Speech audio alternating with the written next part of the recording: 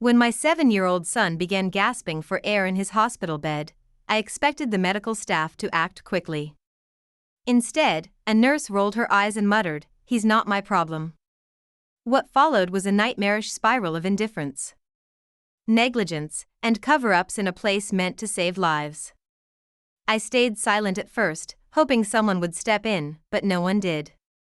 By the time I dialed a lawyer at 3 a.m., it wasn't just about getting justice. It was about making sure no other parent ever hears those words again while their child is fighting to breathe. This is the story of how one moment of cruelty turned me into the woman who refused to back down. Remember the exact time, 11:43 p.m.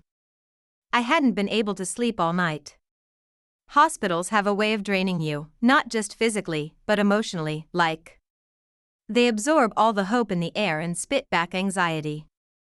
My son, Liam, was lying in the hospital bed next to me, hooked up to machines that beeped with a rhythm that felt almost sinister. He had been admitted 2 days earlier with what we were told was a severe respiratory infection. Nothing unusual, the doctors said. Just a precaution, they'd reassured me. But mothers know. We know when something isn't right. That night, something was terribly wrong. Liam stirred and let out a weak, gurgling sound. I looked over. And his tiny chest was heaving. Not normal breaths, desperate, shallow gasps. His face was turning pale, a bluish hue forming around his lips. Pressed the call button immediately. Once. Twice. 3 times. No response. I grabbed the 4-pole like a weapon and stormed out into the hallway. The nurse's station was barely 10 feet away, yet it felt like miles. There were 2 nurses chatting quietly, sipping from coffee cups. One of them glanced up at me, bored. The other didn't even look at my son. He's struggling to breathe. He needs help now, I said, not even trying to hide the panic in my voice. The nurse who glanced at me finally stood, slowly. What room? 203, please, just hurry. The other one, the one with dead eyes and a perfect bun, muttered something under her breath. I turned to her. What did you say? She shrugged, like this whole thing was an inconvenience. He's not my problem. I froze. For a split second, I actually questioned if I'd heard her right. But she didn't flinch. She didn't correct herself. She just took another sip of coffee and went back to her phone. I ran back to the room, heart pounding so loud I could barely hear anything else. Liam was worse. His body convulsed slightly, eyes fluttering. I tried to lift him, to get him into a better position, but I didn't know what I was doing. I was just his mom. No medical degree. No authority. The nurse who did follow me finally arrived, moving like it was just another routine check-in. She tapped a few buttons on the monitor, adjusted something on the 4. We'll keep an eye on him, she said. That's it? I asked, incredulous. He's stable. Kids get like this sometimes. Stable. My son was turning blue and she called it stable. I wanted to scream. I wanted to shake her. But I didn't. I sat down. I held Liam's hand. And I cried silently while they walked away. Hours passed. Machines beeped. No doctors came. The nurse never returned. I Googled symptoms. I checked forums. I paced. I watched Liam's chest, counting every shallow breath like it might be his last. By 2:55 a.m., something snapped in me. I wasn't going to be another parent with a story on the evening news. I stepped outside, locked eyes with the nurse who'd said he wasn't her problem, and walked straight past her. In the hallway, I pulled out my phone. There's only one person I knew would be awake and ruthless at this hour: Laura, a medical malpractice attorney I'd worked with briefly years ago. She had once told me, if they ever mess with your kid, you don't call the administrator. You call me. I hit her number. She answered on the second ring. Laura. It's me. I'm at County General. Liam's in respiratory distress and they're doing nothing. She didn't ask questions. Get his vitals. Take pictures. Start. Recording. I'm coming. It was 3:02 a.m. when I hung up, and that's when the code blue alarm finally rang out through the hallway. For room 203, sound of the code blue alarm was deafening, but it was nothing compared to the silence that followed inside room 203. I stood frozen at the foot of Liam's bed, my phone still clutched in my hand, the screen lit up with Laura's name. Nurses suddenly flooded the room. The same ones who hours earlier couldn't be bothered to glance in our direction were now shouting orders and pushing past me like I didn't exist. One of them, a young man with trembling hands, yelled, "We've got a pediatric respiratory failure, we need crash cart, now." Liam's little body was lifeless. A nurse started chest compressions while another fumbled with oxygen tubes, her movements jerky and unsure. I wanted to scream that they were too late. That this chaos didn't erase the hours of negligence. That my son wasn't a practice dummy for their guilt, but I couldn't speak. My legs gave out and I slid to the floor, back against the wall. Watching as strangers tried to undo what they'd allowed to happen. A doctor stormed in, clearly just woken, hair tousled and expression panicked. "How long has he been like this?" he demanded. No one answered. I spoke up, "I called for help almost 4 hours ago." He was gasping for breath. They did nothing. The doctor looked around, and for a second, I saw something flash in his eyes. Fear. Not for Liam, for himself. For the hospital. For what this might become. They got Liam's heart beating again. I could see the monitor stabilize, slightly. But his eyes didn't open. He didn't flinch. His tiny hand, the one I had held all night, was limp. The team rushed him out of the room and down the hall toward the pediatric ICU. I wasn't allowed to follow. "We'll update you as soon as we know anything," one of them said, as if that would be enough. I sat there alone for what felt like an eternity. The room was quiet now, but it still reeked of panic and bleach. My son's shoes were on the floor. His favorite blanket, the one with the cartoon dogs, was bunched at the edge of the bed. And on the tray table was the cup of juice he never got to finish. At 3:48 a.m., Laura walked in. She didn't knock. She didn't ask for directions. She walked in like she owned the place. She wore a dark blazer over jeans, hair in a tight bun, and eyes that scanned every inch of the room like a war strategist. "I want every name," she said. "Every nurse who touched this room. Every chart. Every minute that passed without treatment. We're going to bury them." I nodded, still numb. But something inside me stirred. A flicker of rage.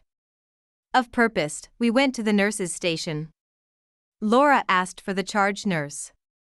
The same woman who had said Liam wasn't her problem was sitting behind the desk, casually typing into a computer. She looked up and frowned when she saw me. "You again?" "Look, I already told, I'm Laura Jennings, attorney for this child's mother. We're requesting full incident documentation, immediate access to the EHR, and your internal chain of reporting for respiratory distress in minors." The nurse blinked. Her tone shifted. I'll have to speak to the attending physician." "No," Laura said. "You'll speak to legal. And by the way, your name just became very, very relevant." She pulled out her phone and started recording. The nurse tried to stand, then sat back down. She was pale now. Like she'd just realized this wasn't going away. Not this time. We spent the next hour gathering names, timestamps, badge IDs, anything we could. Laura had this fire, this surgical precision that turned my grief into action. She wasn't just building a case. She was building a reckoning. At 5:22 a.m., a pediatric ICU doctor approached us. "Ms. Hart," he asked gently. "Liam is stable, but unresponsive. He's on a ventilator. We're running tests, but right now, we're calling it hypoxic brain injury." Brain injury, those two words knocked the air out of me. I didn't scream. I didn't collapse. I just nodded. Like if I accepted it calmly, maybe it wouldn't be true, but I knew it was. I had watched them let him slip away, and now, I wasn't just a mother. I was a witness. And the hospital had no idea what was coming, sat next to Liam's hospital bed, staring at the machines keeping him alive. His chest rose and fell in a rhythm dictated by a ventilator. He didn't move. He didn't blink. The boy who used to run through the house laughing at his own knock-knock jokes was now a still, silent figure under a web of wires. The ICU was quiet except for the occasional hiss of oxygen and the soft beeping of monitors. Nurses came and went, mostly kind, mostly careful. But none of them were the ones who let this happen. None of them were her. Laura had set up at a table across the room, her laptop open, a mountain of paperwork building by the hour. She had already filed the first formal complaint.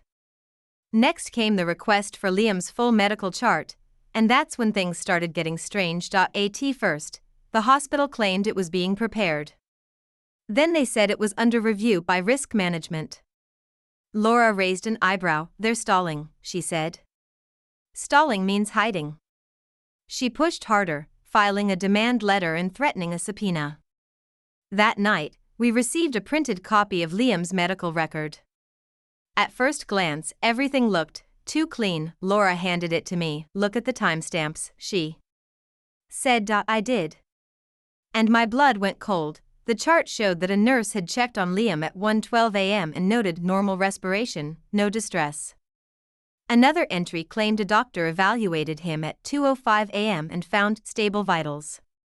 I was wide awake at those hours. No one came in. No one even knocked. They're fabricating the log, Laura said. They're trying to retroactively erase their negligence. I felt sick. It wasn't enough that they'd nearly killed my son, now they were rewriting the story to make it look like I was lying. That I was hysterical. That I had imagined the entire thing. Laura stood. I want video footage, she said. Hallway cams. Nurses' station. I want to see who went where and when. We sent the request the next morning. The hospital's compliance officer replied with an apology. The hallway cameras weren't recording that night due to a maintenance issue. Of course they weren't. I could feel the rage rising in me again, but this time it didn't feel helpless. It felt focused. That night, a nurse came into Liam's room. A new one. Mid-30s, tired eyes, but kind. I read what happened. She said softly, adjusting Liam's blanket. I wasn't working that night, but I heard. Everyone did. I studied her face. Then tell me. Off the record. What do you know? She hesitated, then glanced at the door. There was a shortage. That night. They had a new float nurse cover pediatrics, even though she wasn't certified. She didn't want to take the assignment, said she wasn't trained for it. But management made her. There were complaints earlier that shift. About her attitude. Her charting. Was her name, I began. She nodded before I finished. Yeah. That's her. So it was true. Not just negligence, but a known risk. A preventable mistake. And they still let her near my son. I turned to Laura, who had been listening quietly. We're going public, I said. She nodded. Then we do it smart. The next day, she helped me draft a post. A simple, clear, factual account of what happened. No names. No threats. Just the story, my story, and one question at the end. If your child was gasping for breath and a nurse told you he's not my problem, what would you do? We hit publish. Within hours, the post had thousands of shares. By nightfall, it was viral. Strangers were commenting, tagging news outlets, sharing their own horror stories. Nurses messaged me privately, some in support, others begging me to take it down. But I didn't, because the world needed to see what happens when silence protects power, and this time, I wasn't going to be silent. I never expected it to explode like that. 1 minute, I was just a mother desperate to be heard. The next, I was being contacted by journalists, advocacy groups, even a documentary crew. People were angry, not just for me, but because they saw their own fears in my story. That hospitals, places we trust with our lives, can fail us in the quietest and cruelest ways, but with attention came damage control. And the hospital moved fast. On the third day after my post went viral, County General released a statement. It was carefully worded, cold, and strategic.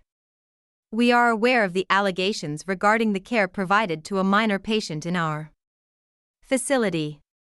We take such concerns seriously and are conducting a thorough internal review. At this time, we have found no evidence of staff misconduct or deviation from medical protocol. No evidence. They were still pretending it didn't happen, Laura and I sat together watching the local news that night.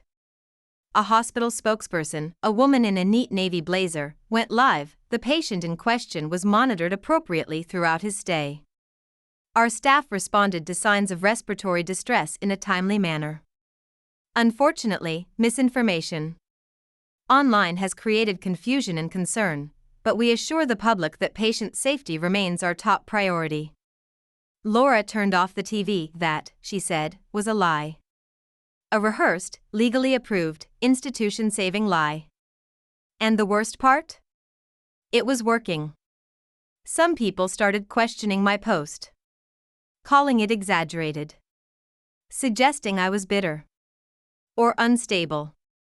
The kind of mother who looks for someone to blame.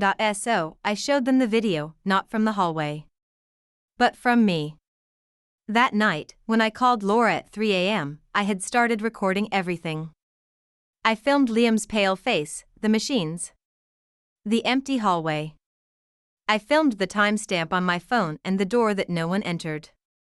I filmed myself crying as I begged for someone to come. I posted it all. The footage was raw, shaky, unedited, and undeniable. And then came the avalanche. Former patients of County General began posting their own stories. Missed diagnoses, delayed treatments, cold staff, a pattern, a culture. I read every comment, every message, and it made my rage shift into something else, responsibility, because if this was bigger than just Liam, then my silence wasn't just a personal choice, it was complicity. 2 days later, a whistleblower came forward. An anonymous email sent to Laura's office claimed the hospital had altered logs before releasing them. The sender attached internal screenshots. One of them showed an entry timestamped 2:05 a.m. with a doctor's initials. But the metadata revealed it had been created at 6:12 a.m., over 4 hours later. They didn't just fail us. They lied about it. He filed an official complaint with the state medical board and submitted the evidence to a local investigative reporter. Within hours, the story broke wide open. The next morning, County General was trending for all the wrong reasons. The nurse, the one who said Liam wasn't her problem, was placed on administrative leave. The hospital's legal team issued a revised statement. Pending further investigation, we have taken preliminary disciplinary actions and are cooperating fully with authorities. But they still hadn't called me. Not once. Not to apologize. Not to explain. Liam remained unresponsive. Each day brought more tests, more waiting. But he was alive. He was still here. And now, finally, so was the truth. I stood outside the hospital that evening and looked up at the windows of the pediatric ICU. Somewhere behind the glass, my son was fighting. Not just for his life, but for something much bigger. I took out my phone and started another video. This time, not for lawyers. Not for leverage, for every parent who'd ever felt powerless inside a hospital. I want to say something, I began. And I want it recorded. If a hospital can look a mother in the eye while her son is dying and say, "He's not my problem," then we don't just need justice. We need a revolution in accountability. And I'm not going away. I hit post, and the world hit back. 6 weeks after the night everything changed, I walked into a government building I never thought I'd see the inside of. The air was stale, the lighting harsh, and the hallway was lined with folding chairs and quiet faces. At the end of it, a small courtroom had been set up for the state medical board's hearing. A microphone stood at the front, waiting. Laura walked beside me, dressed sharp, as always. She didn't say much, and she didn't need to. Her presence was enough. I had come to speak not just for Liam, but for every parent who had sent me messages filled with stories they were too scared to say out loud. We entered the room. At the center sat a panel of 5 officials. Off to the side, the hospital's legal counsel. And across from them, the nurse. The one who said he wasn't her problem. She didn't look the same. The confidence she wore like armor was gone. Her eyes were downcast, her hands wringing nervously in her lap. And still, I felt nothing. Not hate. Not sympathy. Just a void. She had taken too much from me for either to survive. They called my name. I stood at the mic, hands steady, voice low. My name is Erin Hart. I'm the mother of Liam Hart. He's 7 years old. Or he was, before this happened. I don't mean he died, not technically. But the boy I knew, the one who loved dinosaurs and made his peanut butter sandwiches with raisins in the corners, he's gone. The child lying in that hospital bed now is not the same. I paused, letting the silence grow uncomfortable. I called for help. 3 times. I stood in front of this nurse and begged. She told me my son wasn't her problem. Those words, they don't just live in my memory. They echo in every breath. He can no longer take on his own. And now they echo in this room. No one moved. I could see one of the board members shift uncomfortably. I'm not here because I want revenge, I said. I'm here because I want accountability. For the nurse, yes. But more than that, for the system that let her be there. That ignored complaints. That altered records. That tried to erase my son's suffering.